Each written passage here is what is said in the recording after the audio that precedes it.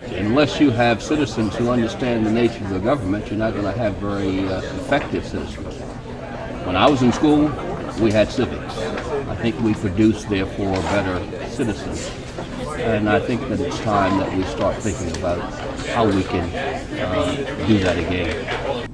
Since October 2011, Maryland school teachers, judges, and attorneys have responded to the drop in civics education by volunteering with the Maryland Civics and Law Academy, a new program that educates high schoolers on their civil rights and emphasizes their importance to America's democratic republic. The Academy was created after the government exam was cut from state high school assessments, creating an acute concern for a citizenry that doesn't know it has a voice. But there remains a noticeable distance today in getting the Academy's full message across to students. Well, I think the biggest thing is you're trying to understand why this is relevant to you. Because the way things are right now relative to what they were 50, 60 years ago, it's very easy to take a lot of this stuff for granted. So it's really important for us to kind of frame it in a way so they can understand and see how this actually impacts their everyday life.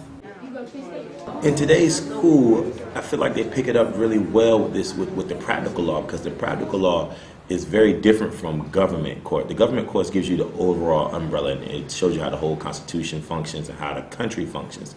The practical law really focuses on the actual criminals and the actual civics and things of that sort, civil suits. So the kids really get interactive in that, because they can relate to it. They have had maybe family members or friends that have gone through these procedures, and they can actually really relate to it. It's not so broad. It's very, very detailed.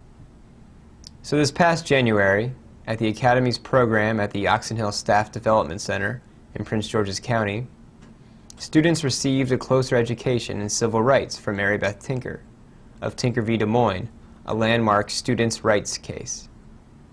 They have a natural sense of entitlement, young people, I think.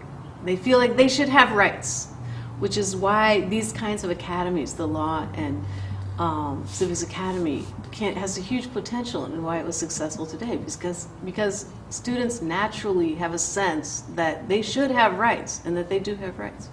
One day in the mid-60s, Tinker and a few fellow students wore black armbands to school in protest of the U.S.'s involvement in the Vietnam War.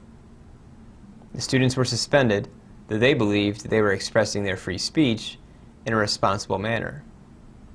The case eventually went before the U.S. Supreme Court, and the court ruled for students' rights. You might be called names if you speak up for what you believe in, right? Were you scared? Yeah, I was scared because I thought, God, these people are crazy. We were just saying we were for peace.